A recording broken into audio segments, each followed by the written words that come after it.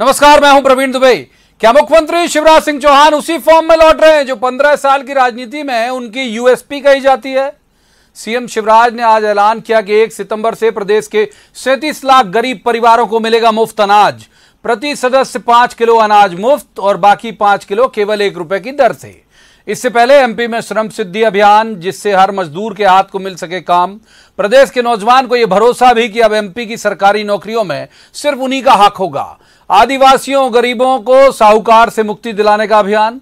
पिछले 10 दिनों में एमपी में मुख्यमंत्री शिवराज सिंह चौहान ने आम आदमी से सीधे संवाद के साथ उससे सीधा ताल्लुक रखने वाली कितनी नई पहल की, इसका पूरा ब्यौरा बेशक जनसंपर्क की वेबसाइट पर उपलब्ध हो जाएगा आपको। लेकिन यह सब मैं आपके सामने इसलिए ला रहा हूं ताकि आप जान सके कि चुनाव के ऐलान के ठीक पहले किस रफ्तार में है मुख्यमंत्री शिवराज सिंह चौहान और उनकी सरकार। यह गति केवल सरकार के स्तर पर नहीं है, संगठन के मोर्चे पर भी है पूरी तैयारी। ग्वालियर में समारोह पूर्वक 10,000 के करीब कांग्रेसी कार्यकर्ता बीजेपी में शामिल होने जा रहे हैं और ज्यादातर उन सीटों के हैं जहां उपचुनाव होने हैं। हालांकि बहुजन समाज पार्टी ने पूरी 27 सीटों पर चुनाव लड़ने के ऐलान के साथ फिलहाल कांग्रेस और बीजेपी दोनों दलों की चिंता बढ़ा दी है, खासकर ग्वालियर चंबल की उन 16 सीटों पर जो एमपी में बीएसपी की जमीन कही जाती हैं। कांग्रेस ने भी देर से सही पर दुरुस्त दौड़ना शुरू किया है। कांग्रेस भी अवैध उत्खनन से लेकर कन्या विवाह योजना जैसे जनता से सीधे सरोकार रखते मुद्दे उठाए और उन पर सवाल भी बहुत सारे उठाए। अब चुनाव सिर पर आए तो बूथ स्तर तक जा रही है कांग्रेस भी, लेकिन सवाल यह है कि रिश्तों की बाजीगरी के साथ जनता से कनेक्ट करने वाली योजनाओं का जो दांव शिवराज सरकार ने खेला है, कांग्रेस उसका जवाब तलाश पाएगी क्या? सवाल यह भी कि क्या शिवराज की रफ्तार वाकई चुनावी है? सवाल उठे हैं तो जवाब भी देना होगा, लेकिन पहले आपको दिखाते हैं एक रिपोर्ट, देखिए।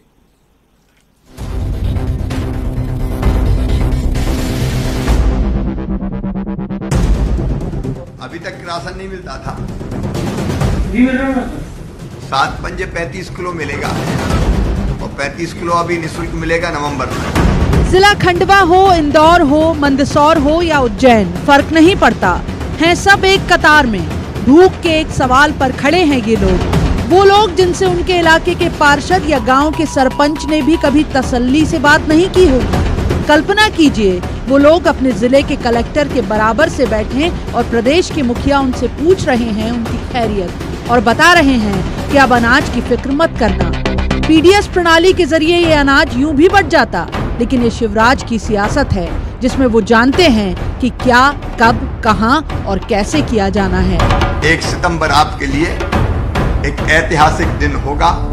नवंबर तक 10 किलो प्रति व्यक्ति सदस्य अनाज मिलेगा। इसका मतलब यह है कि 5 सदस्य हैं तो 50 किलो अनाज सीधे घर में आएगा।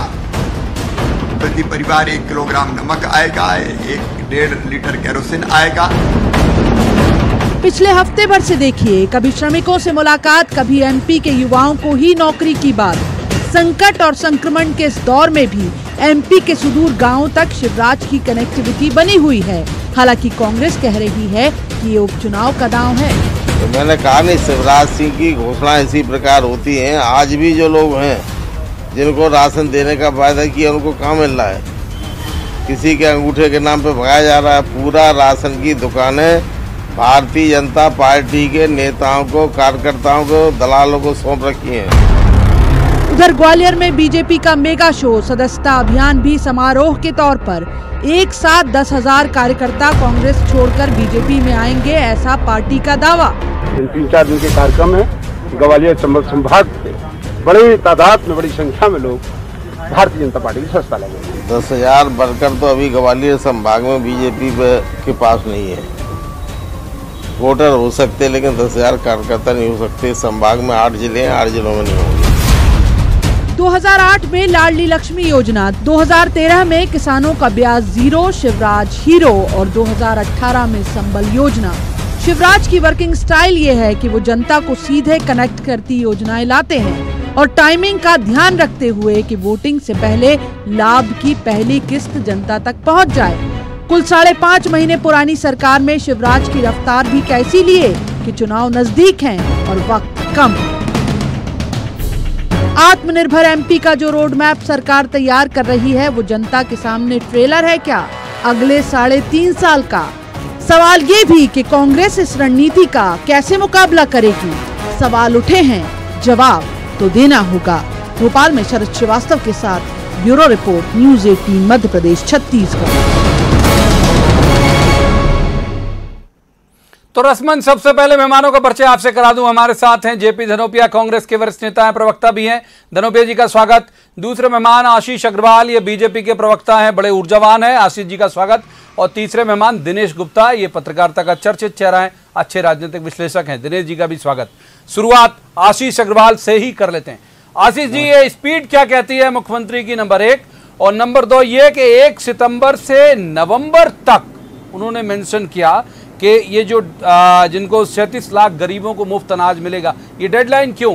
दोनों बातों पर आपका जवाब।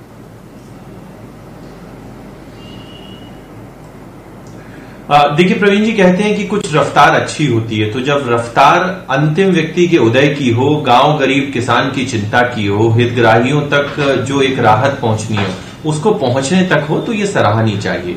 वैसे भी 2014 से जब से हमारी सरकार केंद्र में आई है और हमारे संगठन ने ये निर्णय किया है कि अब हम रिफॉर्म, परफॉर्म, ट्रांसफॉर्म की राजनीति करेंगे, तो वहां जहां एक और केंद्र में दिखता है, वहीं जब से 23 मार्च से हमने सरकार संभाली है, इतने अल्प समय में जो कांग्रेस 15 माह में नहीं कर पाई वो हमने करके दिखाया है।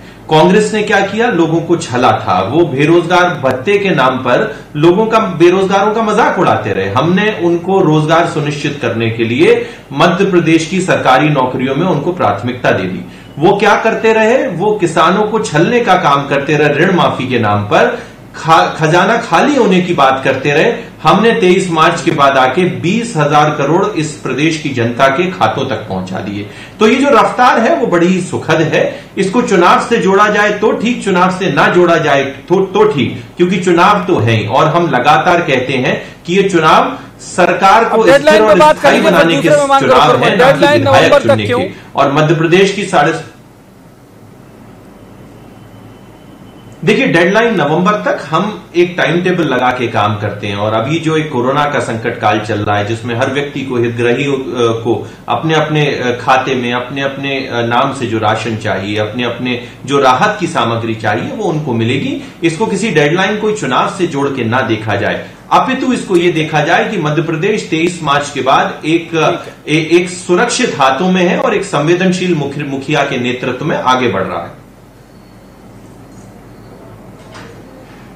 मध्य प्रदेश सुरक्षित हाथों में है, धनोपिया साहब, और इस स्पीड को आप कैसे देखते हैं? ये दावा है आशीष अग्रवाल जी का कि एमपी बहुत सुरक्षित हाथ में है, और अगर स्पीड जनता की भलाई के लिए हो तो उसमें बुरा क्या है?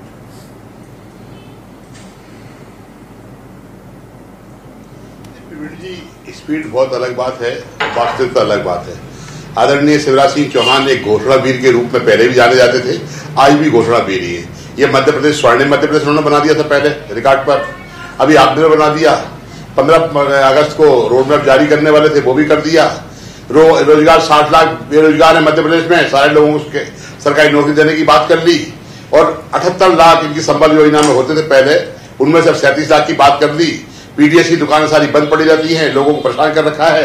क्या क्या करेंगे? घोषणाओं के अलावा कुछ है इनके पास? इनके एक मंत्री कहते हैं हमारे पास पैसा नहीं है। कन्याओं के लिए जो कमलनाथ जी ने 28,000 रुपए की राशि 51,000 की थी, हम नहीं दे पाएंगे, हम 28,000 ही देंगे, पैसे नहीं हमारे पास। तो पैसे नहीं है तो शिवराज सिंह चौहान क्या कर रहे हैं? कहां घोषणा करके क्या लोगों को कब तक गुमराह करेंगे भाई? और जो डेडलाइन भी है 1 सितंबर से 1 नवंबर, इसमें उपचुनाव हो जाएंगे, बात खत्म हो जाएगी। कल माननीय उच्च न्यायालय में उन्होंने जवाब दिया ओबीसी के लिए कि हम जनसंख्या के अनुपात में रिजर्वेशन देंगे।